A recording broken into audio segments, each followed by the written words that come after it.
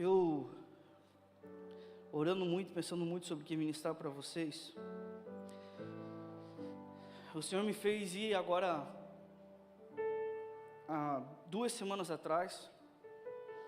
Deus me falou algumas coisas a respeito do que eu estou vivendo, né, com os jovens dessa casa. E esse ano vai fazer 10 anos do nosso primeiro retiro. O nosso meeting vai completar 10 anos. E o Senhor falou para mim assim, que a partir de, há 2 semanas atrás, Ele falou para mim, quero que vocês façam um caminho de relembrar tudo aquilo que eu ministrei e falei para a tua geração nos 10 anos. Porque chegou o tempo de algumas coisas se cumprir. Amém? E, vocês sabem quem eu sou filho do pastor Casa, da pastora Alessandra. E meu pai sempre fala que ele é a 3ª geração de pastor, na casa, então eu sou a 4ª geração. E se Deus quiser, a Valentina, o Vicente, o Pedrinho agora também, eles serão a 5ª geração de pastores na família. E os que vier, em nome de Jesus. E Deus começou a fazer algumas coisas comigo muito cedo. A minha primeira experiência realmente forte com Deus, eu tinha só 5 anos de idade. Eu estava num culto, estava um pastor de fora, bem conhecido no Brasil, e eu sentava na primeira cadeira, e eu sempre sentei na primeira cadeira. A gente teve retiro agora dos adolescentes. Tem adolescente aqui que estava no retiro? Tem? Legal, foi legal, né? E eu estava falando algumas coisas para eles sobre o que eu vivi na minha adolescência, mas tudo começou já na minha infância. E uma coisa que meu pai sempre me ensinou, e eu sempre fiz questão de fazer: o teclado pode diminuir, tá? Do retorno para mim. É sentar na frente. Meu pai sempre me incentivou a ser um fominha da presença de Deus. Meu pai e minha mãe me incentivou o suficiente para eu ser um menino que não queria ir para a escolinha, eu queria ficar no culto. Eu queria ficar no meio dos adultos comendo a palavra. E o pastor estava pregando, e eu na primeira cadeira, observando aquele homem de Deus, o jeito que ele falava, e de repente ele parou o culto. Você já vai entender, tá, onde eu vou chegar, amém? E ele parou o culto e ele falou assim: quem são os pais desse menino? Meu pai e minha mãe estavam, acho que umas 3 ou 4 cadeiras para trás, levantaram as mãos e falaram assim: eu preciso fazer algo que eu nunca fiz, mas Deus está me cobrando, e eu não estou conseguindo continuar a palavra, porque eu olho para ele e eu me perco, eu preciso fazer algo. E ele me chamou para frente, falou com os meus pais, pediu autorização, e ele me consagrou para as missões com 5 anos de idade. Com 5 anos de idade eu fui consagrado para as missões. Eu lembro até hoje dessa cena, porque para mim foi muito impactante. Ele tirou o terno dele, ele é um homem grande, e eu, quem me conhece de mais tempo sabe que agora que tem carne, por muito tempo chegava a ser curvado, tio? Eu chegava a ser curvado, de tão magro que eu era. 5 anos de idade, eu lembro que ele botou aquele paletó sobre mim, foi como se ele colocasse um cobertor. E naquele dia eu fui consagrado. E eu cresci ouvindo sobre missão, eu cresci gerando isso em Deus, sem entender o que era missão, sem entender, como funcionava, de que forma se trabalhava. Até que, com meus 14 anos de idade, eu estava em casa, e como todo adolescente eu fui jogar videogame, e quando eu cheguei nessa linha do videogame, eu falei assim: não vou jogar, eu quero orar. E eu deixei o videogame de lado, coloquei um CD, que eu lembro até hoje, Diante do Trono, aquela época gostosa do Pai meu. Vocês sabem, os crentes velhos sabem tudo. E aí eu botei essa música e eu comecei a orar e a falar com Deus. De repente, naquele ambiente, tudo começou a ficar denso, pesado. E eu fui puxado do meu corpo. E eu tive uma experiência muito diferente. Deus me levou para ver o futuro da minha vida. Eu vi muita coisa acontecer. Eu vi inclusive a minha esposa, a pastora Duda. Eu já tinha conhecido ela antes dela me conhecer. No dia que ela entrou na igreja, eu cutuquei minha mãe e falei assim: essa daí é minha mulher. A mãe falou: tá louco? Ela já era um mulherão e eu ainda era um birimbau, parecia um birimbau. Não, eu não tinha nem carteira de identidade. Mas eu sabia que ela era minha mulher, porque eu já tinha visto por visão. E Deus me mostrou, eu indo em vários lugares, várias nações, inclusive a África, foi onde o Senhor me mostrou muitos pontos. E mês que vem nós estamos indo para lá, amém? Amém? Nós estamos indo para Guiné, e eu quero dizer para a Sena, nós estamos começando um projeto em Guiné-Bissau, amém? Nós vamos começar um projeto numa ilha de Guiné, fica 8 horas de barco da costa, a última ilha, a ilha que ninguém quer, dominada pelo tráfico lá, plantação, né, de ervas, se é que você me entende, que não é mate. Inclusive, o pastor que era desse lugar, já existia um trabalho lá, ele mesmo se corrompeu com o meio do tráfico. E nós estamos indo para lá, amém? Por isso que eu digo assim, ó, quando tu compra uma camiseta, dá um 93, né, quando você compra um refrigerante, um cafezinho, quem viu o cafezinho agora? Gostaram? O pastor da missão pensa em vocês, mas pensa também no dinheiro, porque nós precisamos ir para a África. Só a passagem para a África é 11 mil reais, gente, só a passagem, fora o custo do barco que vai ser altíssimo lá, a gasolina. Missão, a gente pensa às vezes que é romântico, né, Ju? Não é nada romântico missão, tem muito sacrifício, requer muito recurso. Então eu quero primeiro, para mim até continuar a palavra, deixa eu falar, eu quero agradecer, amém? De verdade, eu agradeço a cada irmão que tem entendido o propósito dessa casa e que tem investido nas coisas que a missão tem promovido aqui. Sabe, quando tu sai no domingo, pode comer uma pizza, mas tu escolhe comer um lanche com a gente. Quando tu pode comprar uma camiseta numa Renner, tu compra com a gente, amém?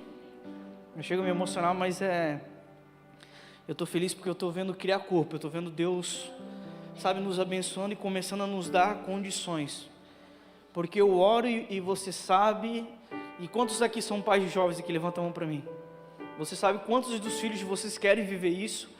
O que eu quero poder fazer como pastor dos filhos de vocês é poder dizer assim, ó, só vem. Eu quero que o recurso, a minha oração dos últimos anos tem sido assim, Deus, que o meu problema seja tempo, que não seja dinheiro. Que eu não consiga, sabe, pastor Edson, estar em 2 lugares ao mesmo tempo. Cara, não dá. Poxa, eu queria ir para a Ásia e ir para a Europa ao mesmo tempo, mas eu não consigo. Mas que o recurso não me falte. Porque eu não posso estar, mas daí os meus filhos, sabe, os teus filhos, nós vamos poder enviar. Amém? E com 14 anos eu tive essa experiência, eu fiquei horas no chão, para mim parece que foi segundos. A minha mãe que viu, foi lá umas 2 vezes, viu que eu estava no chão, e ela me contou só depois, que eu fiquei horas lá, ela ficou preocupada, ela achou que eu tinha dormido, mas eu fiquei 3 dias, para conseguir falar para eles o que eu tinha visto, e a partir dali eu realmente entendi o que Deus queria comigo, a partir dali eu comecei a entender o que realmente era missão. Com 22 anos, foi a primeira vez que eu fiz uma missão transcultural, em 2015, com o apóstolo Murakava, que eu falo que ele é o meu pai das missões, ele foi o cara que abriu isso para mim, e eu honro muito a vida dele, aprendi muito com ele, e eu lembro que eu tive o meu batismo missionário. 2015 foi a maior enchente que deu na selva amazônica de mais de 100 anos, estava tudo alagado, todas as comunidades ribeirinhas estavam ilhadas por água, não existia terra. E a gente foi em comunidades que já estava quase 2 meses já sem alimento, só comendo do peixe, né, que elas conseguiam pegar. E, mas tem peixe para comer, vai comer tu, só peixe, né, 2 meses, para ver se não é complicado, né, é complicado, não ter um arroz, não ter, macarrão para eles, gente, é ouro, na selva, eles amam macarrão, né, talharim que eles falam, né, em espanhol, eles adoram. E eu fui lá, a gente tinha dado a comida para as crianças, depois eu fui no outro barco, peguei doce, e fui distribuir para as criancinhas, e aí eu me apoiei, canoa, Sabe aquela música, né? A canoa virou, foi... Quem já andou de canoa mesmo? De selva, de índio? É fácil ou não é fácil andar naquilo? É uma desgraça aquilo, gente. Porque ela é feita no tronco, ela é totalmente redonda embaixo, ela é difícil mesmo. Eu fico impressionado que as crianças de 2, 3, 4 anos de idade já saem andando sozinhos no rio com aquela canoa. Né? Mas eles nascem dentro da água, né? Eles não sabem falar, mas já sabem nadar lá. É verdade, literalmente. E eu fui subir para entregar por uma casinha para as crianças, e quando eu dei o pacotinho, uma criança foi deixar cair e eu me estiquei mais. E eu me estiquei, me pendurei na parede da casa e a canoa foi indo. E eu fui abrindo as pernas e foi indo. E é óbvio que eu caí na água. E eu caí na água e aquelas crianças riram. Talvez fazia mais de 2 meses que elas não riam. Não tinha um motivo, sabe? E aí eu ri junto e tal, e a hora que eu subi no barco, que a gente saiu daquela comunidade, eu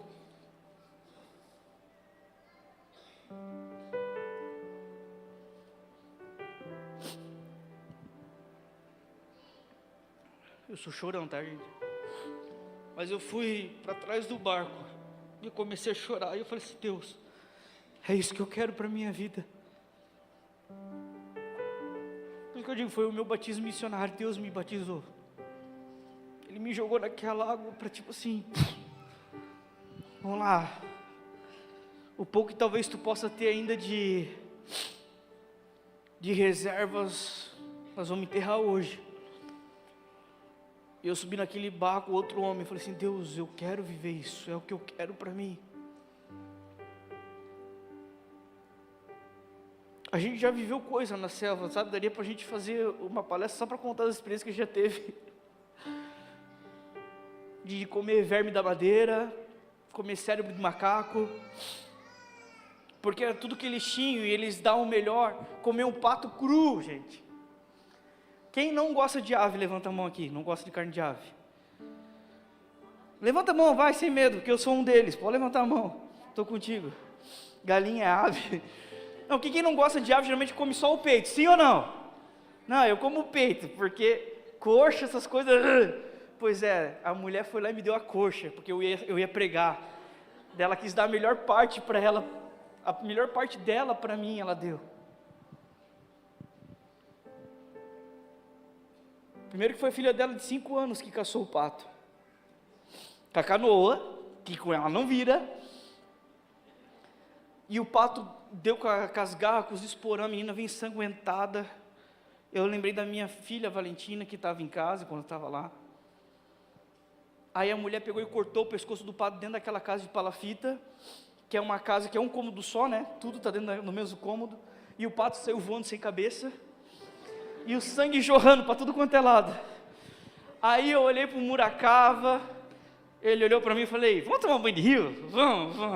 Não é aquela coisa que o olho não vê, o coração não sente. Daí a gente foi tomar um banho de rio, só que daí, essa casa, era da época que estava enchendo, metade dela já estava dentro da água, metade na terra. Eu falei: Muracava, eu acho que ela está derramando o sangue pela greta e está vindo aqui na gente. A gente estava para depois da correnteza. Dele falou: será? Quando ele falou será, começou a vir as penas. Aí eu falei: cara, hoje nós vamos comer o pato inteiro. Da pena, do sangue, de tudo. Gente, em 15 minutos ela chamou a gente. Quem faz aqui, dona de casa, quem gosta de cozinhar, sabe que pato é um negócio que demora para assar. E ela foi e me deu a coxa. Ah, pastor que vai pregar hoje, eu quero te dar como honra, pastor. E ela me deu aquela coxa daquele pato. Por fora estava verde, porque eu acho que o sangue começa a coagular, não sei. Sabe quando ela começa a esquentar a pele ainda, né? Estava esverdeada. E dentro estava crua. É sério, gente, que eu estou falando. Diante de Deus, eu botei a pele, eu tentava mastigar e a miserável não se desfazia. Eu tive que engolir inteira, que chegou a doer a garganta. E eu comi tudo aquilo lá. Mas ela estava dando o melhor dela para mim. A gente já pegou barco com gente armada, né? O Fábio estava junto. Renan, cadê o Renan? Está ali, né, Renan? Estava o Renan, o Fábio, o Samuca, que está com o pai lá em São Paulo. E a gente estava feliz da vida, né? Porque o peruano, eles são tudo pequenininho. Daí a gente fica encolhido assim, no barco. Só que a gente entrou no barco, passou pelo exército peruano. A gente foi da Colômbia, Brasil, Colômbia, Peru. Barco vazio, falou, cara, top, o barco está vazio aqui, nós vamos poder usar 2 bancos e esticar. A gente estava feliz da vida. O barco deu uma acelerada, 15 minutos parou no meio da água. A gente olhou um para o outro, meu Deus. De repente veio 2 barquinhos do meio sabe, dos canais assim que tem do rio, com um monte de gente, com um monte de africano, mais um monte de africano, uma família de venezuelanos que a gente lembra, e o resto era coiote, né? Os caras que fazem a travessia ilegal. Começou a socar aquele barco, gente. A gente começou a puxar essas coisas tudo para trás. Para ir, era quantas horas deu de barco? 17 horas de barco para chegar a partir desse ponto.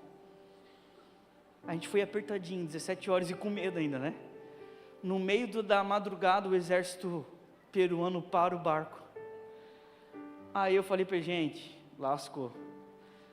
Agora é hora de pedir perdão, se tem alguma coisa para confessar, confessamos um para o outro. Né? Vamos confessar agora, porque o exército vai entrar, vai ver gente legal, eu não sei no que vai dar.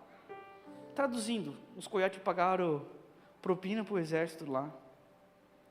O cara passou pelos caras tudo, só foi na gente, revistou a gente, quis encasquetar com a gente que era brasileiro, a gente que, né, não precisa nem de passaporte para estar num país, né, do Mercosul. Aí quando eu fiquei meio bravo, meio crespei assim, aí o cara viu que talvez a gente poderia denunciar, né, na cidade, o que estava acontecendo ali. Ele pediu o visto de 2 africanos. Aí o cara muito engraçado, né, Mohamed alguma coisa, né, Mohamed e Osama, né, o Fábio estava junto, viu, a gente viu o nome dos caras. Um nome muçulmano, gente, né, país muçulmano é o que mais tem na África, e estava escrito que ele era alemão, numa folha A4. Eu falei, é alemão, tem muito alemão dessa cor, né, em Joinville, eu conheço. Né, mas os caras assim, né, bem africano, de longe tu via. Mas porque tinham pagado propina. Mas, cara, a gente já passou muita coisa pós de missão. Não é como eu falei na África, meu Deus, quanto eu já aprendi em Deus. Para mim, teve 2 situações que me marcaram muito da viagem que eu fiz para a África em 2019. A gente tinha dado uma tempestade lá, e eles também estavam há mais de um mês sem comida, porque veio como se fosse uma espécie de ciclone e levou toda a lavoura deles. E era uma região seca, não tinha rio perto, nada. Passando fome mesmo. E a gente estava entregando a comida, e eu aprendi uma palavra, eu vou até te ensinar agora. Repete comigo assim, ó, molunga, acuda, lice. Molunga, acuda, lice. Deus te abençoe. Numa língua chamada macena. Molunga, acuda, lice. E eu entregava a comida, né, como se fosse uma cesta básica. Molunga, acuda, lice. E tinha uma senhorinha. O que quer dizer senhorinha? Em Moçambique. Foi em Moçambique. Ele está o quê? Isso. Eles não tinham mais nada. Quem tinha, estava comendo milho. Era o que tinha para comer. Eles ficaram realmente assim, ó, devastou boa parte do país. E essa senhora, por que eu falei senhora, né? Porque lá a faixa etária de vida é muito baixa. E uma pessoa da minha idade já parece ser muito mais velha, por conta da vida que eles têm, que é difícil. Eles não sabem a idade deles lá, gente. Verdade, você pergunta, quantos anos tu tem? Eles não sabem.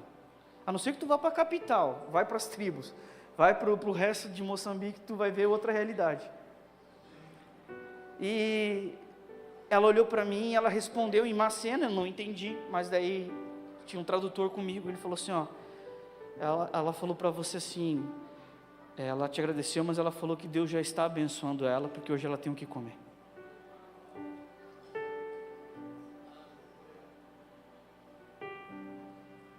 Cara, isso mexeu demais comigo, porque às vezes a gente está bem, está tudo indo bem, mas se tem um pastor que pode botar a mão na nossa cabeça e parece que a gente quer uma benção extra, Não, me abençoa, me abençoa. Não, Cara, tu está entendendo que ela não tinha nada. E eu falei, Deus te abençoe. E ela falou assim, pastor, obrigado, mas Deus já está me abençoando. Hoje eu vou ter o que comer. Deus já está comigo.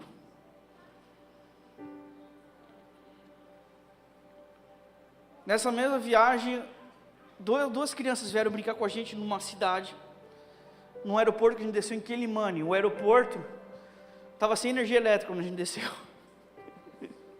Aí tinha uma esteira para trazer as malas para a gente. Literalmente, era daqui até ali na escada a esteira. E aí tinha uma grade para a gente não passar para lá e um buraco para passar as malas. Como acabou a energia, a gente ficou olhando para o cara do outro lado e a gente aqui, as nossas malas aqui, a gente teve que ficar esperando quase 2 horas para ligar a energia para ele botar na esteira e vir até aqui. E eu pedi, cara, passa por aqui, eu pego. Não pode, tem que esperar a energia voltar. E aí nesse tempo que a gente ficou esperando, veio 2 crianças órfãs, que viviam na rua, porque lá isso é uma realidade. E elas começaram a brincar, e uma se apegou muito a mim, e eu brinquei muito com ela. E eu fiquei desesperado, porque não era um trabalho meu missionário, a gente estava lá ajudando e conhecendo. E eu falei para o pastor, responsável, falei, pastor, não tem para onde levar essas crianças, não tem para onde levar, não tem quem, será que não tem alguém nessa cidade, alguma igreja? Daí ele falou, cara, não tem o que fazer. Tá, mas a gente vai ter que ir assim desse jeito, vai ter que ir, não tem o que fazer.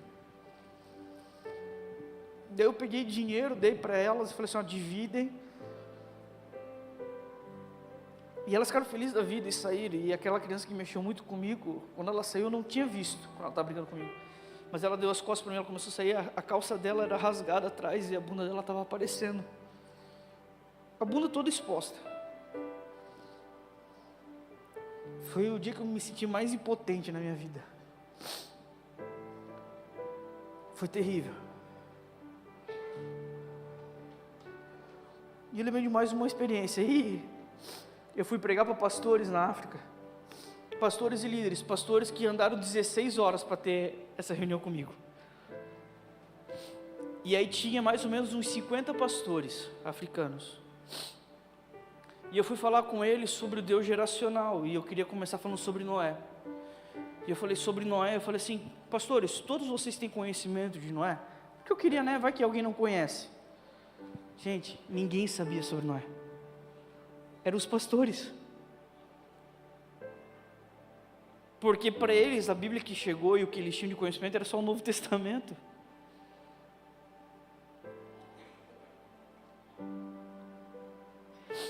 Por que eu estou falando isso tudo para você? Porque todos esses anos,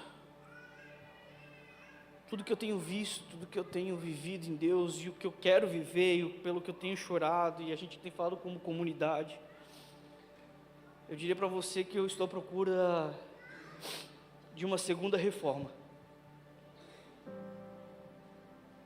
A primeira reforma aconteceu há mais de 500 anos, amém? E ela foi sobre crenças. Mas eu acredito que essa próxima reforma que Deus vai fazer dentro da igreja vai ser sobre comportamento. Não é sobre crença, é sobre comportamento. O primeiro era sobre credo, o segundo vai ser sobre atos. Não vai ser sobre o que a igreja acredita, mas vai ser sobre o que a igreja está fazendo.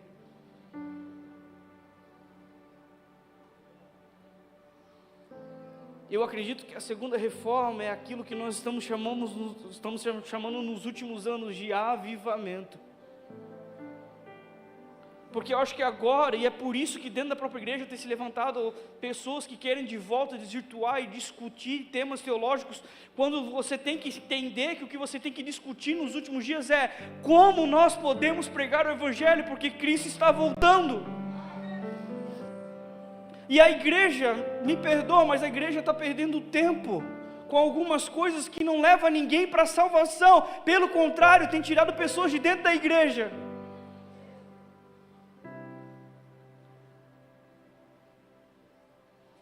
Sabe como igreja? Olha para o teu lado, procura uma cadeira vazia. Essa cadeira vazia, ela tem que te preocupar. Essa cadeira vazia, ela tem que te incomodar. A palavra de Deus fala e ela nos ensina que todas as vezes que nós nos reunimos, nós devemos nos reunir com propósito. Nós devemos nos reunir, sabe, pensando o porquê nós estamos aqui, com intenção. E a nossa intenção como igreja deve ser adorar ao Senhor e ganhar vidas.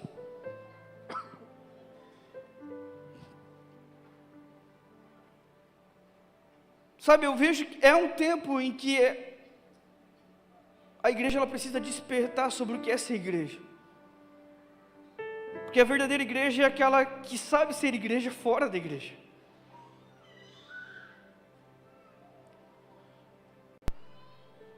Sabe, às vezes a gente pensa que a gente precisa de tantas coisas. Por exemplo, quem sabe sobre a história de Noé? Levanta a mão aqui para mim. Por favor, quem sabe sobre Noé? Levanta a mão. Pois é, qualquer um de vocês pode ensinar um pastor na África.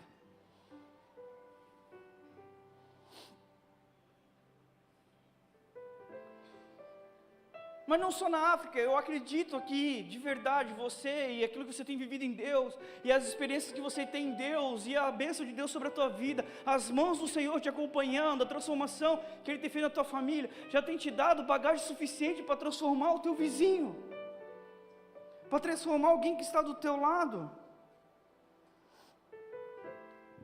Nós precisamos lembrar o que é ser igreja. Sabe, nós temos que lembrar que nós devemos promover coragem onde há medo. Nós temos que promover acordo onde há discussão. Esse é o papel da igreja. Sabe, trazer esperança onde há desespero, trazer vida onde há morte. Esse é o nosso papel como igreja.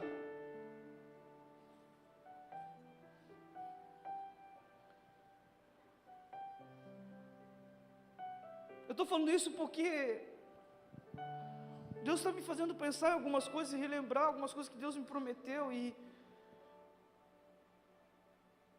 o que aquele menino de 5 anos está esperando acontecer? O que aquele adolescente de 14 anos está esperando ver acontecer?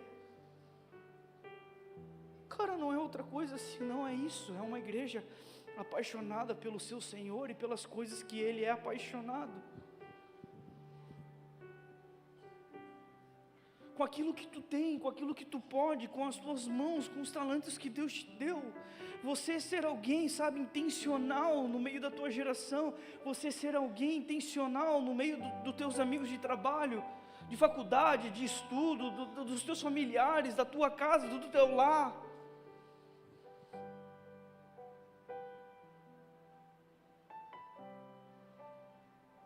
Cara, o mundo está perecendo. O mundo está perecendo e a gente precisa relembrar, aceitar a Cristo é aceitar um caminho. Parece que a gente tem vivido isso de uma forma invertida. Aceitamos a Jesus para que Ele abençoe o nosso caminho, para que os nossos sonhos, para que os nossos desejos sejam realizados, né? Achamos que Jesus é Aladim. Não, quando nós aceitamos a Jesus, nós aceitamos a Jesus para que o nosso caminho vá bem. Nós aceitamos a Jesus para que o nosso caminho seja rejeitado, para que a gente viva o caminho dele, que é Ele. Por isso que Ele fala, eu sou o caminho, a verdade e a... Olha só, eu não sei se você já entendeu isso, mas isso fala de um estágio da vida de um cristão. Sabe como é que você vai saber se você tem vida eterna? Primeiro, se você anda no caminho. Porque quando você começa a andar naquilo que Deus te chamou para fazer, para andar, para ser, quando você começa a andar no caminho, você descobre a verdade. Quem já assistiu The Chosen aqui? Levanta a mão. Cara, incrível. Tem coisas que não tem, né? Foge. Mas não, é outra coisa que eu já vi pastor discutindo isso no público. Eu falei, meu Deus, cara, tem ganhado tanta gente para Jesus. Gente, a gente tem que lembrar. Ô igreja, vamos lá. De todos os episódios, sabe para mim qual é o melhor episódio? O primeiro. Ele começa chato, demorado, até porque tu quer ver Jesus, né? Tu não quer ver o resto. É? Quem lembra do primeiro episódio aqui? né? Tu quer ver Jesus, tu não quer ver o resto. Aí está lá, e Nicodemos, e quero saber de Nicodemos, e quero saber de escambau, e quero ver Jesus. E aí no finalzinho lá, vou dar spoiler para quem não viu, mas eu já te provoco para assistir, porque é bom sim. No finalzinho, uma mulher, a história vai começar falando, né, sobre essa mulher que ela sofre com muitos demônios. E o tempo todo, por todo mundo, pela sua comunidade, pelos seus amigos, pela igreja, ela é chamada de Lilith. Ô Lilith, vem cá, ô Lilith. E nós sabemos que Lilith é um espírito de demônio, amém? Então a comunidade, as pessoas, a igreja reconhecia ela pelo seu pecado, pela sua imoralidade, pelo seu erro, pela sua condenação, naquilo que ela era escrava. Essa era a identidade dela, até que ela conhece Jesus. Aí Jesus tenta falar com ela, ela sai correndo de um bar que ela estava, ela queria se matar. Jesus vai atrás dela e Jesus chama assim, Maria. Cara, eu me chorei que me acabei, cara, naquele momento.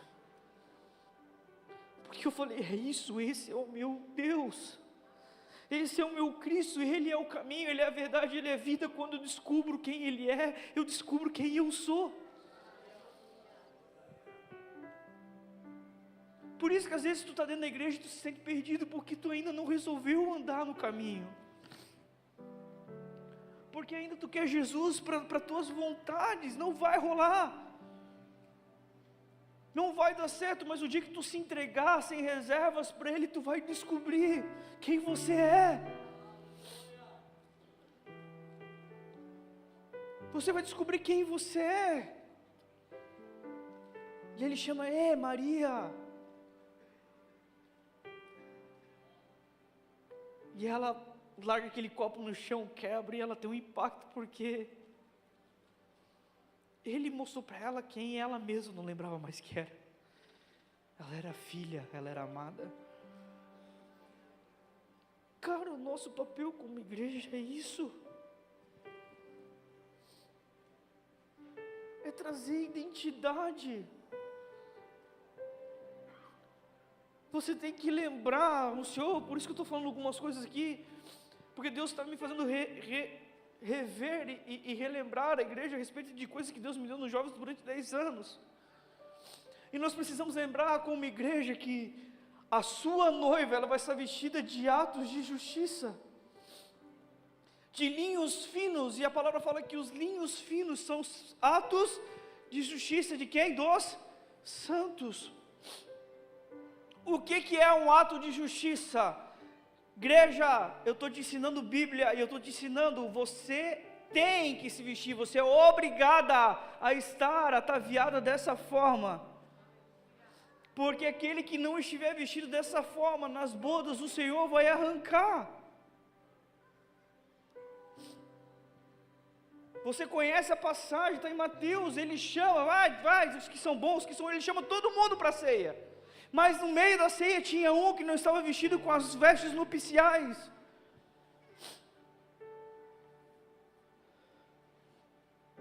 E quando esse homem, ele é questionado por Deus, que é o Senhor da festa, mas a gente entende que é o Pai ali. Quando o próprio Senhor questiona ele por que ele não estava vestido daquela forma, a palavra fala que aquele homem, ele ficou mudo. Ele emudeceu, ele não tinha o que falar, porque não havia justificativa. Porque... Sabe por quê? Porque isso, a Bíblia está querendo nos mostrar uma coisa, porque aquele homem sabia o que ele tinha que fazer, ele sabia o tipo de vestes que ele tinha que usar, ele não tinha desculpas diante de Deus, e ele ficou mudo, porque ele não tinha o que falar. Porque o que são as vestes nupciais? O que são vestes de justiça? Tudo aquilo que vocês fizerem para os menores dos meus pequeninos, vocês fizeram a mim. Crente, olha aqui para mim, isso não é algo designado para o evangelista, isso não é algo designado para o pastor, para o missionário, para o profeta, para o mestre, para o apóstolo, isso é para a igreja. Ide por todo o mundo e pregai o evangelho a toda criatura. Isso é para todos nós que aceitamos a Cristo. Se você como cristão, você não prega o Evangelho, você não está vestido como a sua noiva, não pode ficar bravo comigo. Fique bravo com a Bíblia então, fique bravo com Deus, porque Ele está te cobrando isso, não sou eu. Talvez tu possa ficar bravo comigo num fato agora, porque se talvez tu não soubesse, agora tu está sabendo, e agora vai te ser cobrado. Mas é o teu dever como cristão, um ato de justiça. Eu já expliquei tantas vezes aqui. O que é um ato de justiça? É eu dar ao próximo aquilo que é de direito dele e ele ainda não sabe. O que é de direito de uma pessoa que não conhece Jesus ainda? A salvação, alguém morreu por ele. Porque alguém o amou de tal maneira que deu seu único filho para que ele pudesse crer e ser salvo. Então a Bíblia nos ensina uma coisa: toda vez que nós chegamos a alguém que não conhece a Jesus, nós pregamos sobre Jesus para ele, e ele aceita Jesus, nós justificamos ele.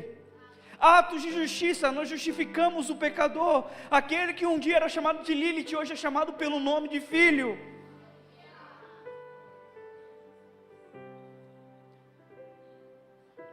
Eu falo para todo mundo, depois, só existe uma coisa que é mais gostosa do que estar no chuveiro, sentir a presença dele, chorar, e dizer assim, eu não sou nada.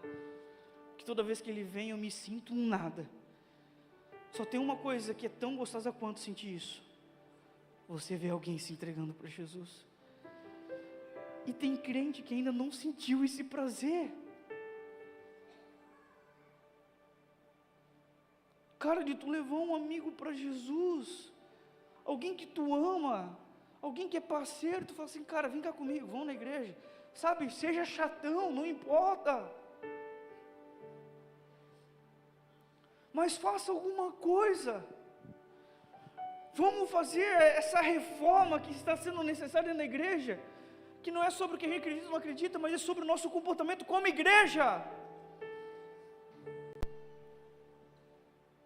Sabe, inclusive, eu posso te dizer uma coisa, para mim, Guilherme, os escândalos atuais da igreja, que eu não preciso dizer o que é, porque rede social está aí, quem gosta de escândalo mesmo está adorando, está se alimentando um monte, é o que não está faltando agora na internet, de escândalo de pastores e de líderes e de grandes cantores gospel. Mas sabe por que Deus está permitindo isso? Porque a igreja brasileira, ela é idólatra e ela diz que não é. Nós podemos não idolatrar uma imagem, mas nós idolatramos homens.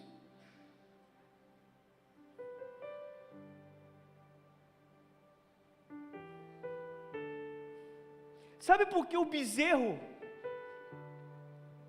de ouro ele foi feito no deserto? Sabe por quê? Vou te explicar. Moisés fala com Deus e Deus fala assim, Moisés, eu quero falar com todo o povo. Prepare eles, porque eu quero que aquilo que eu tenho contigo, todo o povo tenha. Então Moisés prepara o povo jejua, o povo ora, o povo se prepara. Quando ele chega no pé do monte, meu amigo, e eles vê raio e trovão e vento forte, e aquela nuvem densa, e um negócio nervoso, né, como diz aquela música, né, que a tempestade é você. Puxa aí, Dio. Eu não sou cantor igual o pai, tá? Então vocês me aturam. Só tem a barriga dele. Ei, o povo quando viu tudo aquilo, ficou com medo. E o povo falou assim, não, Moisés, se a gente for lá, Deus vai nos matar. Não, nós não queremos subir, nós estamos com medo, nós vamos morrer. Aí Moisés tenta insistir, não gente, Deus não vai matar, tu não está entendendo, Ele quer ter contato com vocês, Ele quer conversar. Não, Moisés, sobe tu, você fala com Deus, e nós vamos te ouvir, aquilo que tu falar que Deus falou para ti, nós aceitamos. E Moisés sobe sozinho o monte, só que Moisés fica lá por dias, e aí o povo lá embaixo acha que sabe o que aconteceu com Moisés? Moisés morreu. Nós avisamos, Tanso, foi lá sozinho e morreu, bem que nós falamos. e eles acham que Moisés morreu. Aí eles começam a botar pressão em Arão, porque eles começam a pedir: não, nós precisamos adorar alguém, nós precisamos adorar. E eles fazem o bezerro, sabe por quê? Presta atenção no que eu vou te falar, igreja. Não é porque o povo não ia mais falar com Deus, é porque o povo não ia falar mais com Moisés. Eles idolatravam Moisés. Aí eles acharam que o ídolo deles tinha morrido, eles estavam fazendo outro ídolo.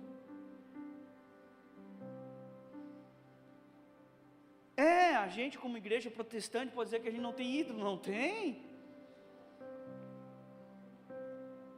Mas isso tudo é só reflexo de uma coisa: nós deixamos de ter fome, nós deixamos de buscar aquele que é o caminho, nós deixamos de encontrar esse lugar, de querer falar para o próximo, nós passamos a responsabilidade, porque quando nós terceirizamos quem fala com Deus, nós terceirizamos quem faz algo por Deus. Então nós queremos Moisés para falar com Deus, para falar com a gente, para tocar no mar, o mar se abrir, para fazer o maná cair. Então não é minha responsabilidade buscar Deus, não é minha responsabilidade falar com Deus, não é minha responsabilidade fazer um milagre, não é minha responsabilidade falar do amor dele para alguém. É do pastor, é do apóstolo, é do meu ídolo. É nossa, é da igreja. É sua responsabilidade.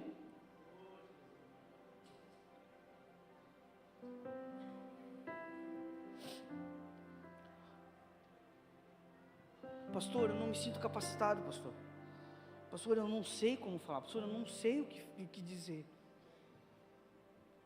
Lucas 11, lá do 9 ao 13, fala quando Jesus, ele faz o milagre da multiplicação dos pães e dos peixes. Amém? Todo mundo sabe a história? Com certeza.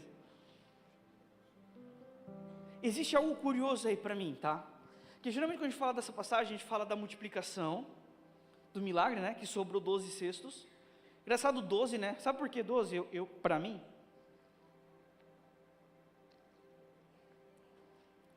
porque nenhum discípulo teve fé para aquilo acontecer. Jesus fez sobrar suficiente para cada um ter que carregar uma cesta para aprender. É sério? Um não ia conseguir carregar duas, não, cada um carregou uma, bem feito, para vocês aprenderem. Por quê? Porque os discípulos queriam dispensar o povo estava atrás de Jesus, já estava ficando tarde, eles falaram assim: Jesus, manda eles ir para eles achar campo, eles achar uma casa, eles achar onde se hospedar, onde comer. Jesus falou assim: não, como é que nós vamos dispensar eles com fome? E aí acontece a multiplicação. Mas o que eu quero falar contigo sobre isso? Que perspectiva eu quero que tu tome dessa palavra? Ninguém que vai a Cristo volta com fome. Tu tem que entender que essa passagem não está falando do menino, não está falando dos peixes, não está falando do discípulo. Ela está falando de um povo que tem fome. E que Cristo não deixa ninguém voltar com fome.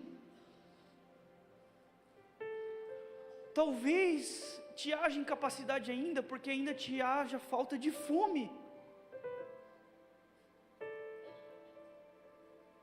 Gera dentro de você mais fome em conhecer Jesus, mais fome em saber quem Ele é, mais fome de saber o que Ele pode fazer. Você está entendendo?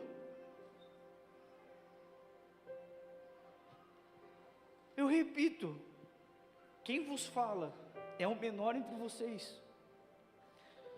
Eu me sinto tão incapacitado, eu me sinto tão inferior. Toda vez que eu tenho que pregar num culto, num domingo, eu choro, eu me arrebento, eu fico preocupado, eu fico nervoso. E o filho da Alessandra às vezes tem dor de barriga no banheiro antes de pregar. Que a pastora ela tem, tá? Para vocês saberem, estou denunciando aqui. E a gente fica nervoso porque a gente sabe, cara, eu não tenho nada para oferecer para vocês. Mas eu quero te falar assim, ei, um lugar de fome, ele gera algo dentro de você e te faz vivenciar coisas que poucos homens sobre a terra vivem. Eu sou ninguém, mas a fome que está dentro de mim já permitiu ver numa oração, homem e mulher levantar da cadeira de roda. Eu já vi isso, eu já orei por pessoas que levantaram. Mas não fui eu, mas a fome que eu tenho me permitiu ir até um lugar em Jesus, da qual Ele me deu um alimento que é suficiente para não só me curar, mas curar quem está à minha volta.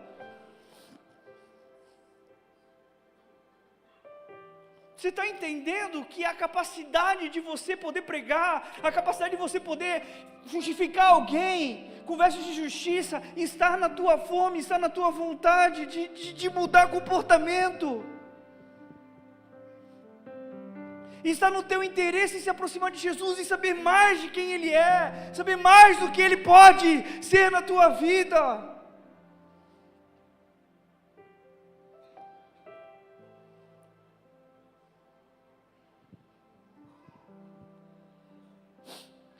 Sabe por quê? Porque a fome nos move e ela nos conduz a assumir grandes riscos e a não pensar no que os outros vão pensar de nós.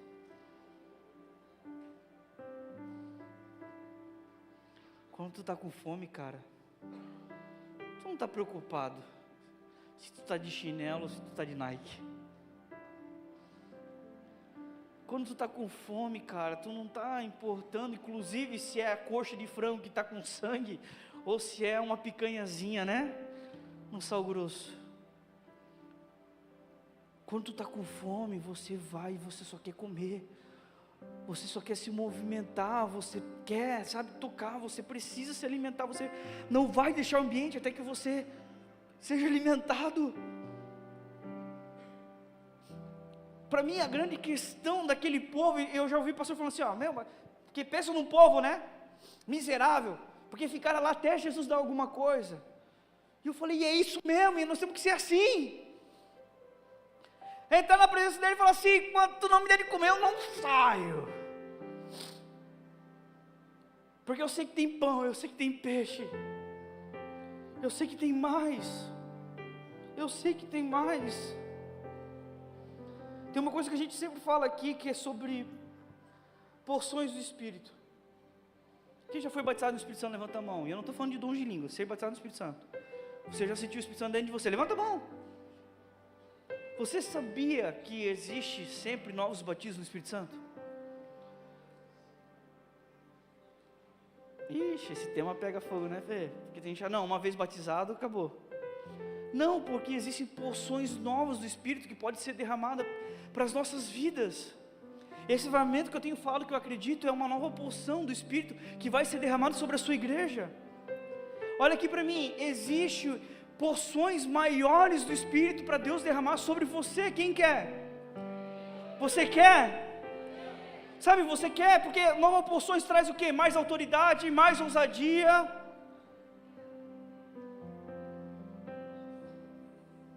Mas Deus não dá uma nova porção do Espírito por acaso ou para agradar.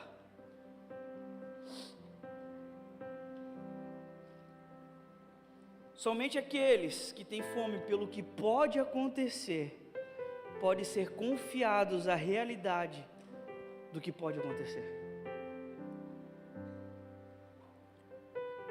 Escuta, Deus só dá novas porções do Espírito para quem tem fome de ver o que pode acontecer.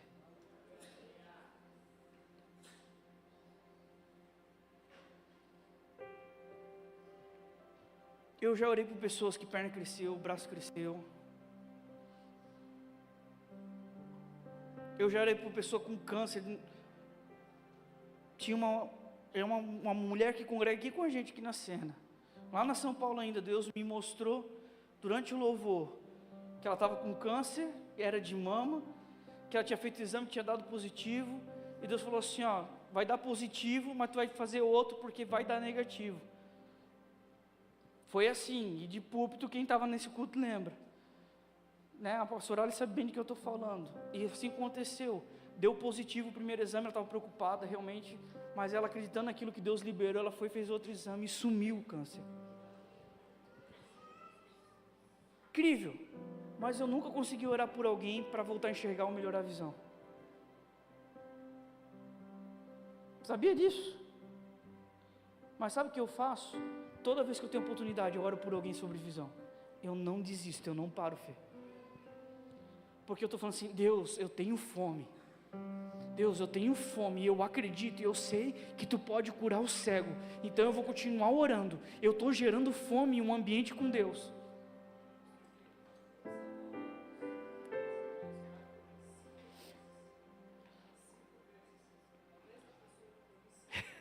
Até que melhorou.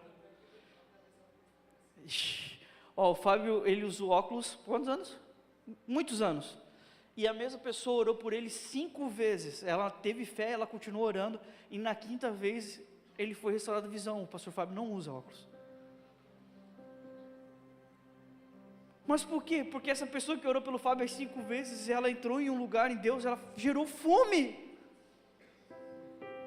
Você está entendendo o que eu estou te dizendo? Ela gerou um ambiente onde Deus falou assim, tá bom meu filho, tá bom, eu vou te dar uma nova porção do Espírito. Eu vou te dar mais autoridade. Só aqueles que têm fome por aquilo que pode acontecer, Deus vai confiar uma nova porção para que aquilo aconteça. Oi, de verdade, posso falar? Eu não consigo acreditar em crente que não queira algo a mais de Deus. Se tudo que eu estou falando não gera dentro de você um mínimo de vontade de dizer assim, cara, eu quero mais de Deus, eu quero poder sentir mais, eu quero poder ser mais ousado, eu quero poder assim, entender o que esse louco está falando aí em cima. Se nada do que eu estou falando gera isso dentro de ti, cara, tu precisa desesperadamente conhecer Jesus. Agora, se você conhece, eu quero te incentivar, cara, sai desse lugar, sai desse culto à noite, com uma fome dentro de ti.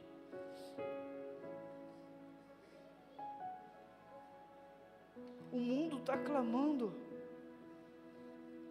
Sabe, eu falei para você de África, eu falei de Peru, eu falei de selva amazônica para você, mas a gente sabe que aqui na nossa esquina há desespero.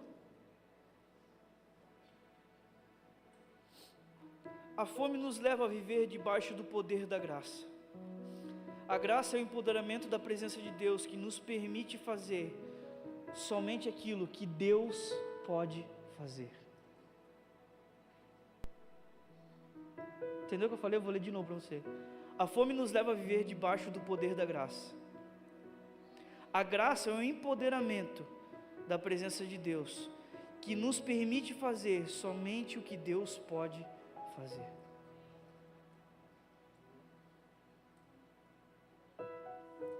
A fome, ela te permite ser o quê? Coparticipante daquilo que Deus está fazendo. Está entendendo? Eu não sou nada. Eu não sou ninguém. O Diego estava comigo, né? Quando a gente orou por aquela menina, aquele rapaz. No Peru, né? O Diego estava comigo. Quando a gente orou por um homem de 56 anos, ele levantou da cadeira de roda. E uma menina de 10 anos de idade, atrofiada, ela começou a se estralar, músculo, perna, osso começou a crescer e ela começou a andar na nossa frente. E digo, não foi uma das melhores experiências que a gente já viu na vida, cara. Eu lembro que a gente olhava um pouco e só chorava, né? E quem conhece o Diego sabe, ele chora assim, né? Com a boca aberta. E a gente olhava um para o outro e falava assim, cara, eu só lembro que eu tinha uma sensação, eu queria que um buraco se abrisse na terra, que Deus me enterrasse, que eu morresse ali para poder viver o resto no céu. Por quê? Porque naquele dia uma fração do céu foi aberta no nosso meio. E eu falei, cara, o céu é incrível, eu quero viver isso. Por isso que, né, o apóstolo já fala, viver para mim é? Viver para mim é? E morrer para mim é? Cara, eu quero viver Cristo o tempo todo, e quando eu morrer é só lucro, que aquilo que eu tenho vivido em partes na eternidade eu vou viver na totalidade. Ô crente, tu pode viver uma fração de Cristo, tu pode viver uma fração dos céus na tua casa, Tu pode trazer uma fração dos céus no churrasco de domingo com os teus familiares que não conhecem Jesus. Tu pode trazer uma fração dos céus, sabe, no teu colega de trabalho que está se separando da esposa, está pensando em matar, está em depressão. Porque a presença de Deus, ela está sobre você. Deus quer te usar. Busque um lugar de fome, se encontre com Jesus. Deixe que uma nova porção do Espírito caia sobre a tua vida e se manifeste. Gere essa reforma dentro de você.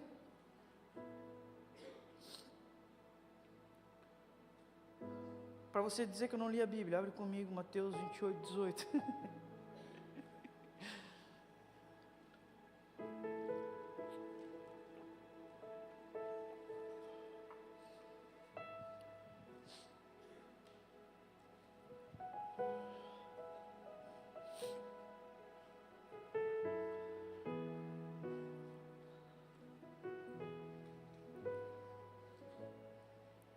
Mateus 28, versículo 18 diz assim, ó: E chegando-se Jesus, falou-lhes dizendo: É-me dado todo o poder no céu e na terra. Portanto, ide, fazei discípulos de todas as nações, batizando-os em nome do Pai, do Filho e do Espírito Santo, ensinando-os a guardar todas as coisas que eu vos tenho mandado. E eis que eu estou convosco todos os dias, até a consumação dos séculos. Amém.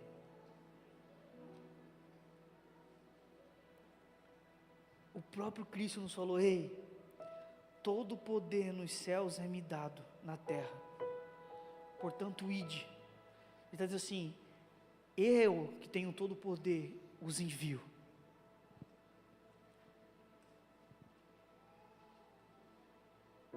Quando Pedro se depara com Jesus no mar, todos os discípulos ficaram com medo.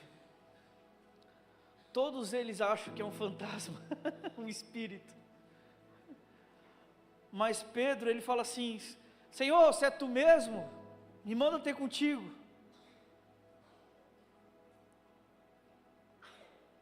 Aí Jesus fala assim: come here, andale, vale. Vem, então vem Pedro, vem ter comigo. E Pedro, ele sai e ele começa a andar sobre as águas. Ele começa a afundar quando ele olha, por quê? Para os seus pés. Sabe por quê? Escuta o que eu vou te falar. Essa palavra aqui está dizendo uma coisa. Existe, inclusive tem gente que fala assim: pastor, nunca recebi uma palavra de Deus. Como que não? Vai ler a Bíblia, tem muita. Que inclusive tu pode ter recebido uma palavra de alguém que não foi Deus que falou, mas o que está na Bíblia eu tenho certeza que foi Deus que falou. Amém? Isso aqui é uma das palavras que Deus falou para você, é teu, toma como posse. Você tem que entender assim, ó, Pedro, escuta, Pedro ele não andou sobre as águas, Pedro ele andou sobre uma palavra.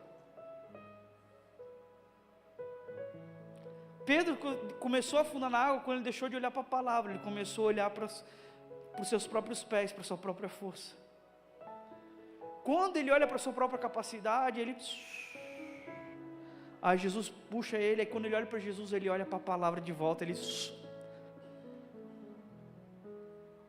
Cara, quantas palavras você carrega em Deus? Sabe que talvez porque você não está vivendo ainda? Porque tu está olhando para a tua própria força, para poder viver essas palavras. Quando Deus te chama para algo, você não vai andar na tua capacidade, você vai andar sobre a palavra daquele que te chamou.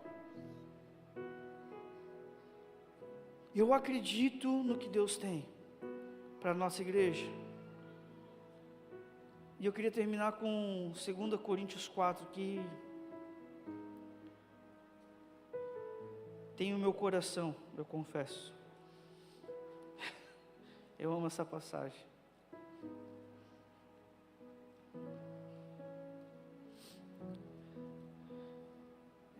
Para mim, de verdade, esse momento aqui que Paulo está falando ele está falando por todos os fominhas dessa terra, por todos os homens e mulheres apaixonados por Jesus, por todos os homens e mulheres que, sabe, tem tanta fome, que tem vivido loucuras, tem vivido renúncias, tem vivido aquilo que a gente já falou aqui algumas vezes, sabe, o adolescente apaixonado, que quando ele está apaixonado, ele faz um monte de besteira, ele passa vergonha na frente dos outros, para tentar encantar a sua amada. Sabe, um crente que é apaixonado por Jesus, ele faz loucura mesmo, coisa que para quem é de fora, olha, não, esse é um crente doido mesmo, fora da casinha. Diz assim, ó: por isso, tendo este ministério, segundo a misericórdia que nos foi feita, não desfalecemos. Antes, rejeitamos todas as coisas que por vergonha se ocultam, não andando com astúcia nem falsificando a palavra de Deus, e assim nos recomendamos à consciência de todo homem na presença de Deus, pela manifestação da verdade. Mas se ainda o nosso evangelho está encoberto, para os que se perdem está encoberto, nos quais o Deus deste século cegou os entendimentos dos incrédulos, para que lhes não resplandeça a luz do evangelho, da glória de Cristo, que é a imagem de Deus, porque não pregamos a nós mesmos, mas a Cristo Jesus, o Senhor, e nós mesmos somos vossos servos por amor de Jesus. Porque Deus, que disse que das trevas resplandece a luz, é quem resplandeceu em nossos corações para a iluminação do conhecimento da glória de Deus na face de Jesus Cristo. Temos, porém, este tesouro em vasos de barro, para que a excelência do poder seja de Deus e não de nós. Eu adoro essa parte. Em tudo somos atribulados, mas não angustiados, perplexos, mas não desanimados, perseguidos, mas não desamparados, abatidos, mas não destruídos, trazendo sempre, por toda parte, a mortificação do Senhor Jesus no nosso corpo, para que a vida de Jesus se manifeste também em nosso corpo. E assim nós, que vivemos, estamos sempre entregues à morte por amor de Jesus, para que a vida de Jesus se manifeste também na nossa carne mortal. De maneira que em nós opera a morte, mas em vós a vida. E temos, portanto, o mesmo espírito de fé, como está escrito: cri, por isso falei. Nós cremos também, por isso também falamos, sabendo que o que ressuscitou o Senhor Jesus, nos ressuscitará também por Jesus, e nos apresentará convosco. Porque tudo isso é por amor de vós, para que a graça, multiplicada por meio de muitos, faça abundante ação de graças para a glória de Deus. Por isso não desfalecemos, mas ainda que o nosso homem exterior se corrompa, o interior, contudo, se renova de dia em dia, porque a nossa leve e momentânea tribulação produz para nós um peso de glória eterno, muito excelente, não atentando nós às coisas que se veem, mas as que não se veem, porque as que se veem são temporais, mas as que não se veem são eternas. Bem, é isso que está reservado para aqueles que entenderem essa palavra. Ainda que o nosso corpo externo se corrompa, ainda que haja perseguição, haja aflição, haja angústia, haja tristeza, contudo o nosso homem interior, ele se renova todos os dias. Por quê? Porque a fome nos leva a uma mesa, e na mesa está o Cristo, e Ele nunca nos deixa sair da mesa com fome. Por isso que em Romanos 8, Paulo ele também vai dizer assim: tenho certeza que o tempo de aflição presente não pode ser comparado com o tempo de glória que em nós há de ser manifestado, porque ardente é a expectativa da criação, aguardando a manifestação dos filhos de Deus. Fique de pé comigo.